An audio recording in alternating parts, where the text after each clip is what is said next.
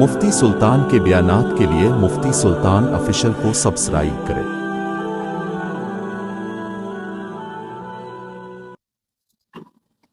الحمد لله نحمده ونستعينه ونستغفره ونؤمن به ونتوكل عليه ونعوذ بالله من شرور أنفسنا ومن سيئات أعمالنا من يهده الله فلا مضل له ومن يضلله فلا هادي له ونشهد أن لا إله إلا الله وحده لا شريك له ونشهد أن سيدنا وسندنا وحبيبنا ومولانا محمدا عبده ورسوله أما بعد فقد قال الله تبارك وتعالى في القرآن المجيد والفرقان الحميد فأعوذ بالله من الشيطان الرجيم بسم الله الرحمن الرحيم يسألونك عن الساعة أيان مرساها فيما أنت من ذكراها إلى ربك منتهاها وجاء في الحديث وقال النبي صلى الله عليه وسلم أنا والساعة كهاتين وقال النبي صلى الله عليه وسلم لا تقوم الساعة حتى يقال في الأرض الله الله أو كما قال عليه الصلاة والسلام صدق الله المولانا العظيم وصدق رسوله النبي الكريم ونحن على ذلك من الشاهدين والشاكرين والحمد لله رب العالمين۔ یار محبت کے ساتھ ایک دفعہ درود پاک پڑھ لیں۔ اللهم صل على محمد في أول كلامنا اللهم صل على محمد في أوسط كلامنا اللهم صل على محمد في آخر كلامنا۔ ایک صحابی ہے حضرت حذیفہ بن الیمان رضی اللہ عنہ۔ یہ صحابی خود مسلمان ہیں، ان کے والد بھی خود مسلمان ہیں۔ احادیث کی کتابوں میں ان صحابی کو صاحب السر کہا جاتا ہے، یعنی اللہ کے رسول صلی اللہ علیہ وسلم کے رازدار۔ ایک مرتبہ حضرت حذیفہ رضی اللہ عنہ اپنے شاگردوں کے سامنے درس دے رہے تھے، تو درس کے دوران حضرت نے فرمایا کہ لوگ اللہ کے رسول صلی اللہ علیہ وسلم سے خیر کی باتیں پوچھا کرتے تھے، صلح کی باتیں پوچھا کرتے تھے، میں اللہ کے رسول صلی اللہ علیہ وسلم سے شر کی باتیں اور فساد کی باتیں پوچھا کرتا تھا۔ شاگردوں نے پوچھا کہ حضرت وہ لوگ خیر کی باتیں پوچھتے تھے کیوں، اور آپ شر کی باتیں پوچھتے تھے کیوں؟ حضرت نے فرمایا کہ وہ لوگ خیر کی باتیں اس لیے پوچھتے تھے تاکہ خود بھی عمل کرے اور دوسروں کو بھی اس پر عمل کرنے کے لیے ابھارے، اور میں شر کی باتیں اس لیے پوچھتا تھا تاکہ میں خود بھی ان شر سے بچوں، ان فتنوں سے بچوں، ان فساد سے بچوں اور دوسروں کو بھی بچاؤ۔ احادیث کی کتابوں میں جتنے بھی اکثر و بیشتر فتنوں کے متعلق جتنے بھی روایات ہیں، اکثر و بیشتر حضرت حذیفہ بن الیمان رضی اللہ عنہ سے مروی۔ پوچھا کرتے تھے قیامت کی کیا علامتیں ہیں، بڑا فتنہ کسے کہتے ہیں، چھوٹا فتنہ کسے کہتے ہیں، عورتوں کا فتنہ کسے کہتے ہیں، مال کا فتنہ کسے کہتے ہیں، یہ پوچھا کرتے تھے۔ آپ صلی اللہ علیہ وسلم نے فرمایا کہ حضرت آدم علیہ السلام سے لے کر آج تک اور قیامت تک دجال سے بڑا کوئی فتنہ نہیں ہے۔ ہر نبی نے اپنی امت کو دجال کے فتنے سے ڈرایا ہے، میں بھی اپنی امت کو دجال کے فتنے سے ڈرا رہا ہوں۔ اگر میرے ہوتے ہوئے اگر دجال نکل آ جائے تو میں اس سے مقابلہ کروں گا، لیکن دجال قیامت سے پہلے پہلے نکلے گا۔ پھر وہ تفصیلی روایات ہے۔ احادیث کے ذخیرے کو اگر ہم سامنے رکھتے ہیں اور قیامت کی علامتیں اگر اس سے کھنگالتے ہیں، نکالنے کی کوشش کرتے ہیں، تو ہم کو قیامت کی 3 قسم کی علامتیں نظر آتی ہیں۔ کتنی قسم کی؟ 3 قسم۔ آپ صلی اللہ علیہ وسلم نے باقاعدہ طور پر ایسی نشاندہی نہیں فرمائی کہ یہ قسم کی علامت ہے، یہ علامت فلاں قسم کی ہے، یہ نہیں فرمائی۔ محدثین اکرام نے ان احادیث کو سامنے رکھ کر، اللہ کے رسول صلی اللہ علیہ وسلم کی باتوں کو سامنے رکھ کر اس علامتوں کی 3 قسمیں بیان فرمائی۔ بات سمجھ میں آ رہی؟ یہ قیامت کی علامت ہے۔ یہ جو جھوٹے قسم کے دجال ہوتے ہیں، جو جھوٹے قسم کے دعوے کرتے ہیں، یہ لوگ سب سے پہلا حربہ جو امت کو مبتلا کرنا ہے گمراہی میں، جو استعمال کرتے ہیں، وہ حربہ کیا ہے؟ قیامت کی علامت ہے۔ حالانکہ کتاب الفتن کے عنوان پر احادیث کی تمام کتابوں میں اس عنوان پر آپ کو حدیثیں ملیں گی، اور اللہ کے رسول صلی اللہ علیہ وسلم نے حضرت حذیفہ بن الیمان رضی اللہ عنہ فرماتے ہیں کہ میرے سامنے ہر فتنے کا تذکرہ فرمایا، ایک ایسا فتنہ بھی اللہ کے رسول نے نہیں چھوڑا کہ جس فتنے کے اندر 300 لوگ مبتلا نہ ہو۔ یعنی ایک فتنہ ہے اور اس فتنے میں 300 لوگ مبتلا ہے، وہ فتنے کے بارے میں بھی اللہ کے رسول صلی اللہ علیہ وسلم نے مجھے بتایا۔ اس فتنے کے سرغنا کا نام لے کر، اس کے باپ کا، اس کی ماں کا نام لے کر اللہ کے رسول صلی اللہ علیہ وسلم نے مجھے آگاہ فرمایا۔ بات سمجھ میں آ رہی؟ پھر بھی اگر ہم شک اور شبہ اور گمراہی کا اگر شکار ہوتے ہیں اور فتنے میں مبتلا ہوتے ہیں تو یہ ہماری لا علمی ہے اور کم علمی ہے اور ناواقفیت کی علامت ہے۔ بات سمجھ میں آ رہی ہے؟ اب وہ علامتیں جو اللہ کے رسول صلی اللہ علیہ وسلم کی حدیثوں کو سامنے رکھ کر نکالی گئی، وہ 3 قسم کی ہیں۔ ایک علامت بعیدہ، ایک علامت متوسطہ اور ایک علامت قریبہ۔ کون سی علامتیں؟ پہلی علامت علامت بعیدہ، بولو علامت بعیدہ۔ ایک دوسری علامت علامت متوسطہ، علامت متوسطہ، اور تیسری علامت علامت قریبہ۔ کون سی؟ علامت قریبہ۔ علامت بعیدہ وہ علامت ہیں کہ جو قیامت اور ان علامتوں کے بیچ میں بہت بڑا فاصلہ ہے یہی قیامت کی بھی علامتوں میں سے ایک، لیکن اس علامتوں کے بعد اور قیامت کے درمیان بہت بڑا کیا ہے؟ فاصلہ، اس لیے اس کو علامت بعیدہ کہتے ہیں۔ جیسے مثال کے طور پر چاند کے 2 ٹکڑے ہو جانا، اقتربت الساعۃ وانشق القمر، قرآن کہتا ہے کہ قیامت قریب ہے اور چاند کے ٹکڑے ہو گئے۔ حالانکہ یہ علامت پائی جا چکی ہے، یہ علامت کیا ہو چکی ہے؟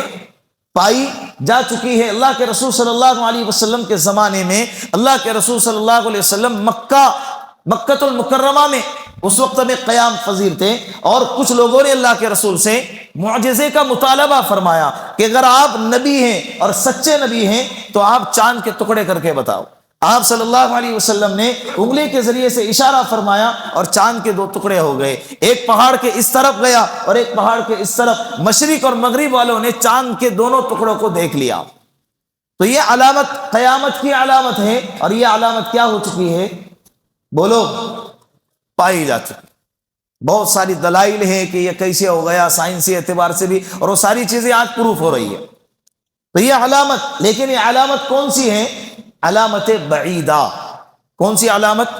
بولو، علامت بعیدہ۔ ایک دوسری علامت، ہمارے نبی صلی اللہ علیہ وسلم کی بعثت بھی قیامت کی علامتوں میں سے ایک ہے۔ اللہ کے رسول صلی اللہ علیہ وسلم نے فرمایا کہ انا والساعۃ کہاتین۔ حضرت حذیفہ بن الیمان رضی اللہ عنہ فرماتے ہیں کہ صحابہ کا مجمع بیٹھا ہوا تھا، آپ صلی اللہ علیہ وسلم کھڑے ہو گئے اور اپنے ہاتھ کا اس طرح سے اشارہ فرمایا کہ اخیر کے 2 انگلیاں اور انگوٹھے کو موڑ دیا اور 2 انگلیوں کو کھلا رکھا، ایک بیچ کی انگلی اور ایک شہادت کی انگلی، اور اللہ کے رسول نے فرمایا اے لوگوں، انا والساعۃ کہاتین، میں اور قیامت اس طرح سے ہے، میں اور قیامت اس طرح سے ہے۔ اس کے محدثین نے 2 مطلب بیان فرمائے۔ ایک تو یہ کہ جس طرح سے شہادت اور بیچ کی انگلی کے درمیان کوئی اور انگلی نہیں ہے، اسی طرح میرے اور قیامت کے درمیان کوئی اور نبی آنے والا نہیں ہے۔ پھر اللہ کے رسول صلی اللہ علیہ وسلم کے اس ٹکڑے کا، اس جملے کا دوسرا مطلب یہ ہے کہ جس طرح سے شہادت کی انگلی اور بیچ کی انگلی کے درمیان جو فاصلہ اتنا سا ہے، میرے اور قیامت کے درمیان بھی فاصلہ اب زیادہ نہیں ہے۔ تو اللہ کے رسول صلی اللہ علیہ وسلم کا دنیا میں تشریف لے آنا اور ان کی بعثت یہ قیامت کی علامت ہے. لیکن علامت بولو کون سی علامت؟ بولو نا. علامت بولنے کے پیسے نہیں لگ رہے، بولو ساتھ میں، آپ کو بھی یاد رہیں گا. علامت بعیدہ، علامت بعیدہ. یہ علامت بعیدہ ہیں. یمن سے آگ نکلیں گی، ملک شام سے آگ نکلیں گی، اور الحجاز سے آگ نکلیں گی، اور تاتاری کا فتنہ ہے. یہ اللہ کے رسول صلی اللہ علیہ وسلم نے قیامت کی علامتوں میں بتایا. یہ چاروں علامتیں، تاتار کا فتنہ اور جزائر سے آگ کا نکلنا، حجاز سے آگ کا نکلنا، یمن سے اور شام سے آگ کا نکلنا، یہ چاروں کی چاروں علامتیں پائی جا چکی ہیں. یہ علامت بعیدہ ہے. یہ علامتیں کیا ہیں؟ بعیدہ ہیں. اور کچھ علامتیں ایسی ہیں کہ جس کو علماء نے علامت متوسطہ کے درجے میں رکھا، اور کچھ علامتیں ایسی ہیں جس کو علامت قریبہ کے درجے میں رکھا. بات سمجھ میں آ رہی ہے؟ علامت بعیدہ کے بعد قیامت فوراً نہیں آئیں گی، اور علامت متوسطہ کے بعد قیامت قریب ہے، لیکن اتنی بھی قریب نہیں کہ یہ علامت پائی جائے اور فوراً قیامت آ جائے. اسی لیے اس کو قریبہ اور بعیدہ کے درمیان میں متوسطہ کے عنوان پہ رکھا ہے. اور تیسری علامت، علامتیں جو قریبہ ہیں، یہ وہ علامتیں ہیں کہ جب یہ علامتیں پائی جائیں گی تو ان کے بعد سیدھا قیامت آئیں گی، اور کوئی بیچ میں فاصلہ نہیں ہوگا. آقا علیہ الصلوۃ والسلام سرور کونین محمد عربی صلی اللہ علیہ وسلم نے فرمایا کہ جب علامتیں قریبہ، بڑی قیامت کی جو علامتیں پائی جائیں گی، تو اس وقت میں قیامت کا یہ عالم ہوگا. اب ہوں گی کہ تب ہوں گی، اب ہوں گی کہ تب ہوں گی کا مسئلہ ہوگا.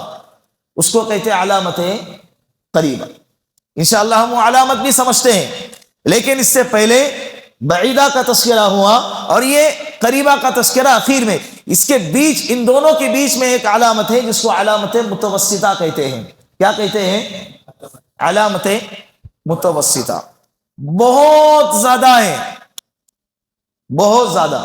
بعض روایت میں 70 سے زیادہ ہیں، کسی حدیث میں ایک ساتھ 15 علامتیں بیان فرمائی، کسی حدیث میں 2 علامت بیان فرمائی. جیسے مثال کے طور پر حضرت عمر رضی اللہ عنہ حدیث کے راوی ہیں، مشکات شریف کی روایت ہے. حضرت عمر رضی اللہ عنہ اس حدیث کے راوی ہیں. وہ فرماتے ہیں کہ صحابہ کا مجمع بیٹھا ہوا تھا، ایک بندہ مجمع چیرتے ہوئے آیا، بال بالکل سیاہ، کپڑے بالکل صاف ستھرے، نہ پورے بدن پہ دھول مٹی کے آثار، کچھ بھی نہیں ہے. اور ایسا لگتا تھا کہ یہ بندہ بھائی ادھر ہی کا رہنے والا ہے. اور لیکن ہم جب دیکھتے ہیں تو اس کا چہرہ دیکھ کے ایسا لگتا ہے کہ اس بندے کو کوئی نہیں پہچانتا. وہ بندہ مجمع چیرتے ہوئے آیا اور آپ صلی اللہ علیہ وسلم کے اتنے قریب بیٹھ گیا کہ اس کا گھٹنا آپ کے گھٹنے کو لگ گیا. اور اللہ کے رسول صلی اللہ علیہ وسلم سے 4 سوالات پوچھے. کتنے سوالات؟ پہلے کے 3 سوالات میرے آج کے جمعہ کا موضوع نہیں ہے.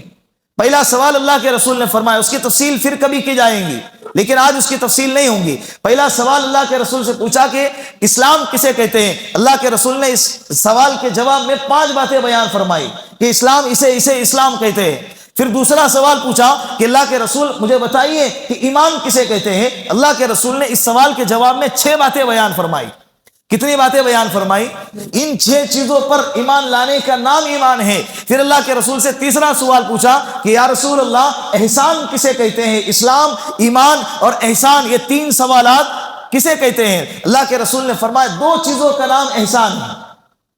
اوپر پہلے سوال کے جواب میں 5 چیزیں بیان فرمائی، دوسرے سوال کے جواب میں 6 چیزیں بیان فرمائی، اور تیسرے سوال کے جواب میں 2 چیزیں بیان فرمائی. پھر جب چوتھا سوال آیا تو اللہ کے رسول صلی اللہ علیہ وسلم سے پوچھا گیا یا رسول اللہ اخبرنی عن الساعہ، مجھے بتائیں کہ قیامت کب آئیں گی. اللہ کے رسول نے فرمایا مل مسئول عنہا بعلم من السائل، تو جتنا جانتا ہے میں بھی اتنا ہی جانتا ہوں. یعنی ہم دونوں جانتے ہیں کہ قیامت کب آئیں گی، یہ صرف اللہ جانتے ہیں.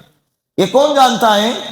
تو بھی جانتا ہے کہ قیامت کب آئیں گی، یہ صرف کون جانتا ہے؟ اللہ جانتے ہیں. اور میں بھی جانتا ہوں کہ قیامت کب آئیں گی، یہ کون جانتا ہے؟ صرف اللہ جانتے.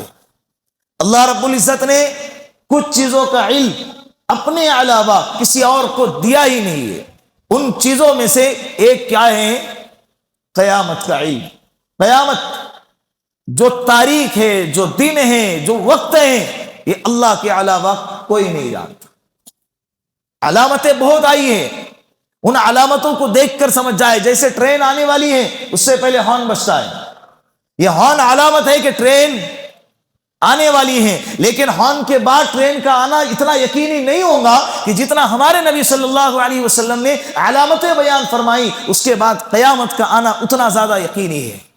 بات سمجھ میں آ رہی ہے؟ اسی لیے علامتیں بیان کی، اور یہ علامتیں اس لیے بیان نہیں کی جاتی تاکہ کانوں کو لذت مل جائے اور ہمارے علم میں اضافہ ہو جائے. نہ، قیامت کی علامتیں جس طرح سے حضرت حذیفہ رضی اللہ عنہ نے فرمایا کہ یہ چیزیں میں اس لیے پوچھتا تھا تاکہ میں خود بھی ان چیزوں سے بچوں اور دوسروں کو بھی کیا کروں.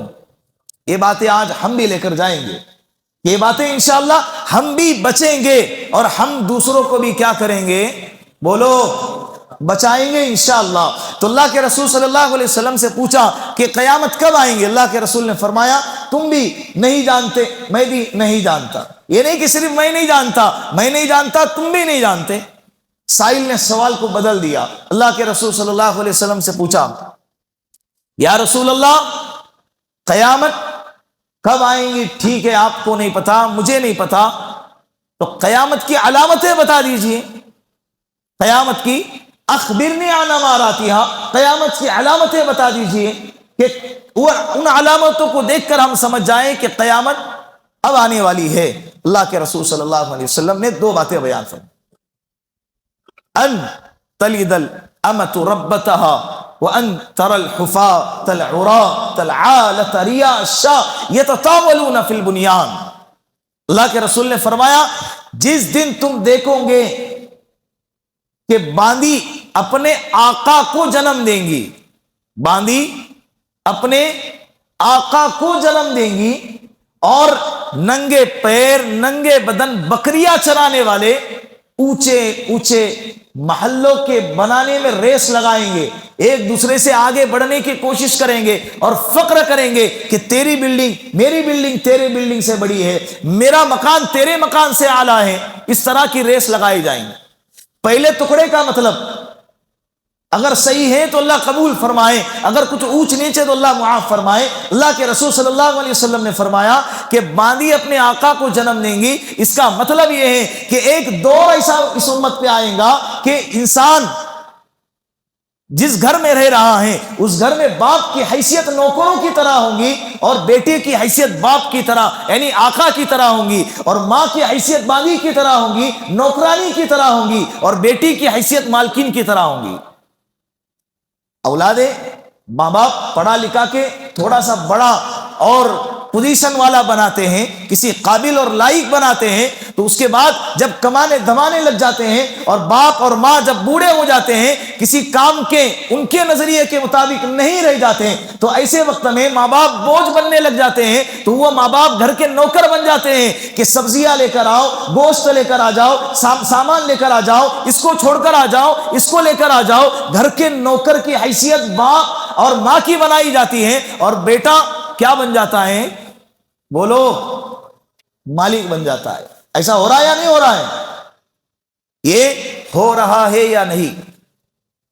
دوسرا ٹکڑا اللہ کے رسول نے فرمایا کہ قیامت سے پہلے جو چروائے ہوں گے، بکریاں چرانے والے ہوں گے، اونچے اونچے محلوں کے بنانے کی ریس لگائیں گے. آج دیکھیں کتنے لوگ پہلے گاؤں دیہات میں رہتے تھے، اس کو چھوڑ چھاڑ کر شہر میں آ گئے، دنیاوی اعتبار سے تھوڑی محنت کر کے ترقی کیا پالی، اب وہ کیا کر رہے ہیں؟ اونچے اونچے محلے بنا رہے، سوسائٹیاں بنا رہے، بلڈنگیں بنا رہے. اور بلڈنگیں بنانا کوئی گناہ نہیں ہے، لیکن بلڈنگیں بنا کے ایک دوسرے سے آگے بڑھنے کی ریس لگانا اور فخر کرنا اور تکبر کرنا یہ گناہ ہے. اللہ کے رسول صلی اللہ علیہ وسلم نے فرمایا یہ علامت بھی پائی گئی. یہ علامت بھی کیا ہو گئی؟ بولو. اللہ کے رسول صلی اللہ علیہ وسلم نے جب ان سوال کا جواب دیا تو آپ صلی اللہ علیہ وسلم کے اس سوال کے جواب دینے کے بعد وہ جو سائل تھے وہ چلے گئے. سائل کے جانے کے بعد آپ صلی اللہ علیہ وسلم نے حضرت عمر سے فرمایا اے عمر اتدری من السائل، تو جانتا ہے یہ سوال کرنے والا کون تھا؟ اللہ کے رسول صلی اللہ علیہ وسلم کے اس سوال پر حضرت عمر نے فرمایا اللہ و رسولہ اعلم، اللہ اور اس کا رسول زیادہ جانتا ہے، ہم نہیں جانتے، ہم تو کنفیوز ہیں کہ یہ بندہ عجب ہے. ایسا لگتا ہے کہ کوئی مقامی ہے لیکن کوئی اس کو جانتا ہی نہیں ہے، ایسا لگتا ہے کہ کوئی مسافر ہے لیکن سفر کے کوئی آثار اس کے بدن پہ نظر ہی نہیں آتے، تو ہم تو کنفیوز ہیں۔ اور اتنے آگے آیا کہ آپ کے گھٹنے سے گھٹنا لگا کر بیٹھ گیا۔ ہم تو یا رسول اللہ جلدی سے بتائیے یہ کون ہے؟ اللہ کے رسول نے فرمایا اتدری من السائل اللہ ورسولہ اعلم قال فانه جبریل اتاکم ویعلمکم دینکم۔ اللہ کے رسول نے فرمایا وہ حضرت جبرائیل علیہ السلام تھے جو تمہیں دین سکھانے کے لیے آئے تھے۔ کیوں آئے تھے؟ دین سکھانے کے لیے آئے۔ ایک اور حدیث ترمذی شریف کی، یہ علامتیں ہو گئی، یہ علامت متوسطہ ہے۔ یہ علامتیں کیا ہیں؟ جس وقت بیان کی جا رہی تھی اس وقت ان چیزوں کا تصور نہیں تھا کہ بھائی بکریاں چرانے والے اونچے اونچے محلوں میں کیسے رہیں گے۔ آج دیہاتوں کے اندر بھی بڑے بڑے بنگلے بنے جا رہے، پہلے تو، اور زیادہ دور کی بات نہیں کر رہا، آج سے تقریباً 25-30 سال پرانی بات ہے کہ اکثر و بیشتر دیہاتوں کے اندر جھوپڑیاں ہوا کرتی تھی، اسی میں لوگ زندگی بسر کرتے تھے، دنیا سے چلے جاتے تھے۔ لیکن آج دیہاتوں کے اندر بھی رہنے والا کوئی نہیں ہے، لیکن بڑے بڑے بنگلے بنائے جا رہے ہے ایسا ہی۔ یہ علامت متوسطہ ہے۔ کون سی علامت؟ علامت ہے دوسری علامت متوسطہ ہی کی۔ حضرت علی رضی اللہ عنہ اس حدیث کے راوی ہے، اور حضرت ابو ہریرہ رضی اللہ عنہ، یہ دونوں اس حدیث کے راوی ہے۔ ایک اللہ کے رسول کا یار ہے، یار والا ہے، اور دوسرا اللہ کے رسول کا گھر والا ہے۔ ہم یار والوں کی بھی عزت کرتے ہیں اور گھر والوں کی بھی عزت کرتے ہیں۔ ہماری نظر میں دونوں کا احترام ہے، گھر والوں کا بھی اور یار والوں کا بھی۔ یہ حدیث ترمذی شریف میں آپ کو نظر آئیں گی، جلد نمبر 2، بابو ما جاء فی علامات الساعہ، کتاب الفتن۔ حضرت امام ترمذی ابو عیسیٰ رحمۃ اللہ علیہ نے باقاعدہ ہر چیز کا ایک باب باندھا ہے۔ کتاب الطہارت کے عنوان پر طہارت کے جتنے بھی حدیثیں ہیں سب اس کے اندر لے کر آئے۔ کتاب الصلاۃ کے عنوان پر نماز کے جتنے بھی مسائل ہیں، جتنے بھی احادیث ہیں، سب حضرت امام ترمذی نے اس کے اندر نقل فرمائے۔ کون سی نماز کس وقت پڑھنا ہے، نماز کے احکام، نماز کے نام، اور سارے مسائل جتنے بھی احادیث ہیں ساری کے سارے اس کتاب الزکات، کتاب الحج، اس عنوان پر۔ تو اسی طرح حضرت نے قیامت کے عنوان پر، ایک فتنے کے عنوان پر ایک باب باندھا ہے، بابو ما جاء فی علامات الساعہ، کتاب الفتن۔ اس کتاب کا نام کیا ہے؟ کتاب بولو فتن، اور اس کے اندر باب باندھا ہے بابو ما جاء فی علامات الساعہ، قیامت کی علامتوں کے بارے میں یہ بیان ہے۔ اس میں یہ حدیث آپ کو ملیں گی، حضرت علی رضی اللہ عنہ، حضرت ابو ہریرہ رضی اللہ عنہما، یہ دونوں اس حدیث کے راوی ہیں۔ وہ فرماتے ہیں کہ اللہ کے رسول صلی اللہ علیہ وسلم نے فرمایا، حدیث طویل ہے، اس حدیث میں 15 قسم کی علامتیں اللہ کے رسول نے بیان فرمائی۔ کتنی قسم کی؟ 15 قسم۔ جب یہ 15 قسم کی علامتیں پائی جائیں گی تو اللہ کے رسول نے فرمایا لوگوں کے چہرے مسکہ ہو جائیں گے، زلزلے آئیں گے۔ کیا آئیں گا؟ زلزلے آئیں گے، طوفان آئیں گا، زمین میں دھسا دیا جائیں گا، اور فتنے اتنے تیزی کے ساتھ آئیں گے کہ جیسے تسبیح ٹوٹتی ہیں تو اس کے دانے جب گرتے ہیں تو ایک دانے کے گرنے کے بعد دوسرے دانے کے گرنے میں دیر نہیں لگتی۔ حضرت علی رضی اللہ عنہ نے پوچھا وہ 15 باتیں کیا ہے؟ حدیث پہلے میں آپ کے سامنے پڑھ کے سناتا ہوں، اس کے بعد اس کا ترجمہ، پھر اس پہ ہم بات کرتے ہیں۔ حضرت علی رضی اللہ عنہ فرماتے ہیں کہ آپ صلی اللہ علیہ وسلم نے فرمایا اذا فعلت امتی 15 خصلة حلت بها البلاء، جب میری امت میں 15 قسم کی خصلتیں پائی جائیں گی تو بلائیں اور مصیبتیں ٹوٹ ٹوٹ کر اس امت میں آئیں گی۔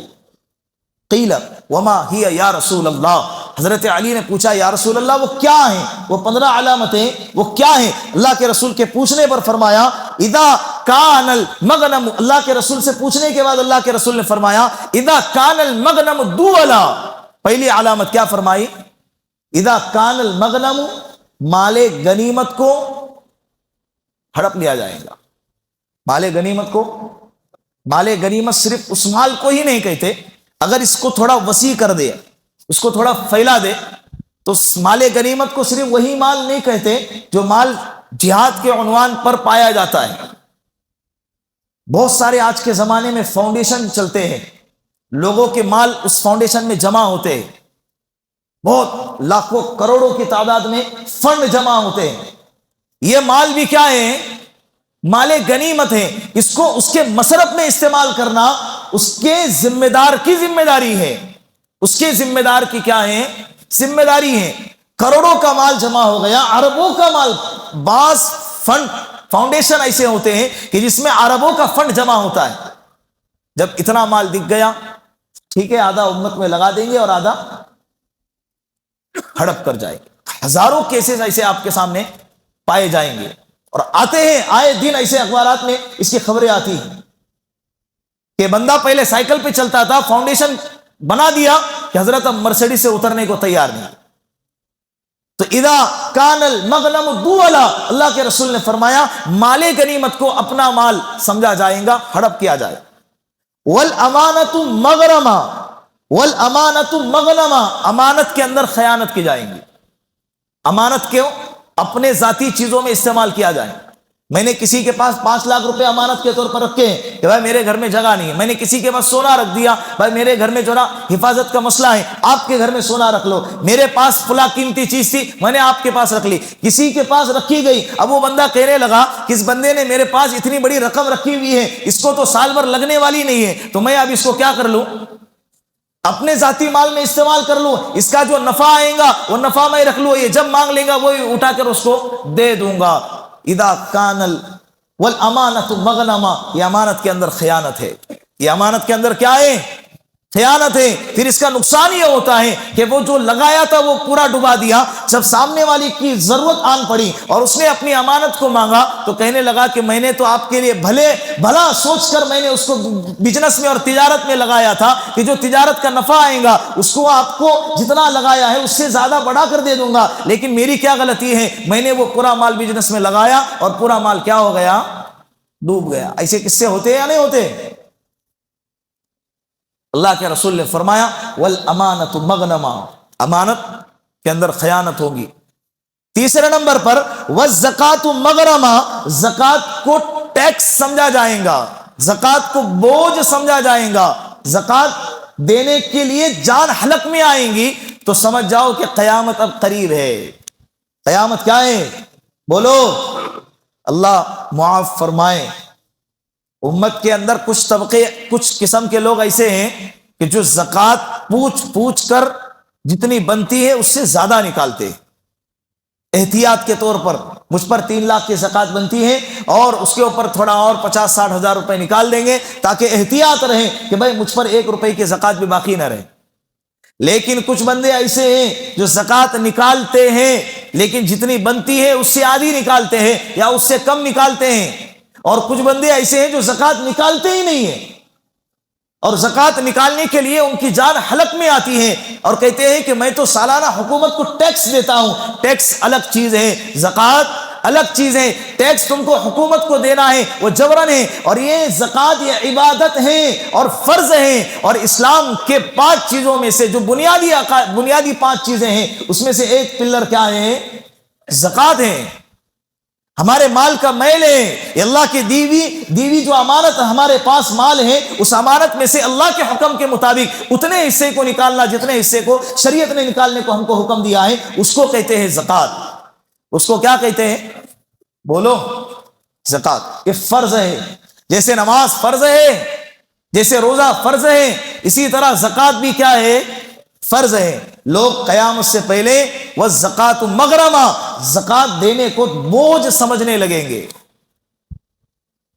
پہلے صحابہ کے زمانے میں عمدہ مال زکات میں دیا جاتا تھا، مال عمدہ، حالانکہ ان سے کہا جاتا اللہ کے رسول نے ہم کو منع فرمایا ہے عمدہ مال لینے سے، ہم تو اوسط درجے کا مال لیں گے، نہ گھٹیا لیں گے نہ عمدہ لیں گے، درمیانی قسم کا مال لیں گے۔ لیکن وہ صحابی ضد فرماتے تھے کہ نہیں، مجھے تو اللہ کے راستے میں اللہ کے لیے عمدہ ہی مال دینا ہے۔ اللہ کے رسول کے پاس آنے کے بعد جب یہ کیس جاتا، اللہ کے رسول نے فرمایا لینا تو متوسط ہی ہے، لیکن اگر سامنے والا اگر اللہ کی محبت میں عمدہ دینا چاہتا ہے تو پھر قبول ہے۔ پھر کیا ہے؟ تو آج امت کو چاہیے یہ جو باتیں ہیں یہ ہمارے اندر پیدا فرمائے۔ 1,00,000 اللہ نے دی ہیں، 1,00,000 کی مالیت اگر اللہ رب العزت نے ہم کو عطا فرمائی ہے، اس میں سے پورا 1,00,000 اگر اللہ یہ حکم دیتے اللہ کے نام پہ خرچ کرنا ہے تو بغیر چوں چرا کے ہمیں بالکل اجازت نہ ہوتی کہ ہم اس میں سے کچھ رکھ لیتے، پورا اللہ کے نام پہ ہم کو لٹانا پڑتا۔ لیکن اللہ نے ہم پہ کرم فرمایا، وہ 1,00,000 میں سے اللہ نے کتنا نکالنے کا حکم دیا؟ صرف 2,500 روپے۔ کتنا؟ 97,500 ہماری ملکیت میں ہے، اور وہ بھی 2,500 روپے۔ یہ نہیں کہ پہاڑ پہ لے جا کے رکھ دینا ہے، آگ آئیں گے اور اس کو اٹھا کر کھا جائیں گی، ایسا اللہ نے اس امت کو حکم نہیں دیا ہے، بلکہ ہمارے اپنے رشتہ داروں میں اگر کوئی غریب ہے، اپنے اڑوس پڑوس میں اگر کوئی غریب ہے، ہمارے برادری میں اگر کوئی غریب بندہ ہے، اپنے ہاتھوں سے اس کو رقم دے دیں گے تو اپنی ذات پر خرچہ کرنے کا جتنا سکون نہیں ملتا، جتنا غریبوں پہ خرچہ کرنے کے بعد سکون ملتا ہے، وہ ایک قسم کا سکون الگ ہی ہے۔ تو یہ ایک الگ فائدہ ہے، اللہ کا کتنا بڑا کرم ہے۔ اور انسان کو یہ سمجھنا چاہیے کہ میرے پاس اگر 1,00,000 روپے ہیں تو اوپر کے جو 2,500 روپے ہیں وہ میرے ہے ہی نہیں۔ جب میرے ہے ہی نہیں ہے تو نکالنے میں اس کو بوجھ نہیں لگے گا۔ بات سمجھ میں آ رہی؟ وَالزَّكَاةُ مَغْرَمَاتُ، کتنے چیزیں ہو گئی؟ بولو، مال غنیمت، مال امانت اور مال زکات۔ چوتھے نمبر پر اللہ کے رسول نے فرمایا اطاع الرجل زوجته وعق امه، انسان اپنے بیوی کی اطاعت کرے گا اور اپنی ماں کی نافرمانی کرے گا۔ چوتھا اور پانچواں دونوں چیزیں اس میں آ گئی۔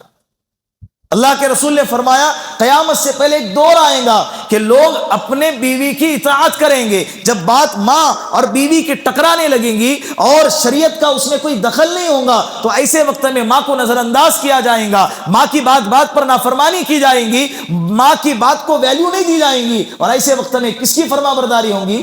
کس کی اطاعت ہوگی؟ بیوی کی اطاعت ہوگی۔ اس کا ہرگز یہ مطلب نہ نکالے کہ ماں کی فرما برداری کرو اور بیوی کی نافرمانی کرو، بالکل اس کا ہرگز یہ مطلب نہ نکالے۔ دونوں کے حقوق اپنی جگہ ہیں، دونوں کے مراتب اپنی جگہ ہیں، دونوں کے مقام اپنی جگہ ہیں۔ جب آپ اپنے بیوی کی اطاعت کر رہے ہوں تو یہ حکم دیا جا رہا ہے کہ آپ کس کی بھی اطاعت کرو؟ بولو، آپ ماں کی بھی اطاعت کرو، دونوں کے اطاعت کرنے میں اعتدال کا رویہ اختیار کرو۔ لیکن آج بالکل اس کا الٹا ہو رہا ہے، کوئی ماں کی اطاعت میں اتنا آگے بڑھ گیا کہ بیوی کو نظر انداز کیا جا رہا ہے، اس کے حقوق کو پامال کیا جا رہا ہے، سسکتے رہ رہی ہے، اور اس کو اتنا ظلم میں دبایا جا رہا ہے کہ بھائی میری ماں ہے، اس بیوی سے کہا جاتا ہے میری ماں ہے، اس کے سامنے تیری ایک نہیں چلیں گی اور میں تیری ایک نہیں سنوں گا، تجھے یہ کرنا پڑے گا، تو چاہے تبھی کر، نہیں چاہے تبھی تجھے کرنا پڑے گا، اگر رہنا ہے تو اسی طرح رہے ورنہ یہاں سے نکل جا۔ اس قسم کے بھی واقعات سامنے آتے۔ اور دوسرا پہلو اگر اس قصے کا دیکھا جائے تو کوئی بیوی کی اطاعت میں اتنا آگے بڑھ گیا کہ ماں کو نظر انداز کر رہا ہے، ماں کے پاس بیٹھنے کے لیے ٹائم نہیں ہے، ماں کے کام پورے کرنے کے لیے اس کے پاس وقت نہیں ہے، ماں کی خواہشیں ضرورتیں پورا کرنے کے لیے اس کے پاس رقم نہیں ہے، بیوی کے ایک بول پر لاکھوں لٹانے کے لیے تیار ہے، لیکن جب ماں ایک چیز کا مطالبہ کرے تو اس چیز کے لیے اس کے پاس بولو پیسہ نہیں۔ حالانکہ وہی ماں نے بچپن میں اس کے خواہشوں کو پورا کرنے کے لیے اپنے آپ کو گروی رکھا، لوگوں سے ادھار لیا، لوگوں سے قرضہ لیا، کتنے لوگوں سے گالیاں سنی اور تانے سنے اور اس کے ضرورتیں چھوٹی چھوٹی خواہشوں کو پورا کرنے میں اپنی جوانی کھپا دی، اور بڑا ہو کے جب اس کی ضرورتیں پورا کرنے کا وقت آیا تو یہ کہتا ہے کہ میرے پاس بولو مال نہیں۔ اللہ رب العزت ان فتنوں سے ہماری حفاظت فرمائے، ان برائیوں سے اللہ ہم سب کی حفاظت فرمائے، ان خرافات سے اللہ ہم سب کی حفاظت فرمائے۔ کتنے چیزیں ہو گئی؟ بولو 4 چیزیں یاد رکھیں گے انشاءاللہ، زندگی باقی رہی تو آگے کے مضمون پر آئندہ جمعہ کو بات کی جائیں گی۔ اللہ رب العزت ان باتوں پر ہم کو عمل کر دوسروں تک پہنچانے کی توفیق عطا فرمائے۔ وآخر دعوانا ان الحمدللہ رب العالمین۔ جن حضرات نے سنتیں نہیں پڑھی ہے کھڑے ہو جائے۔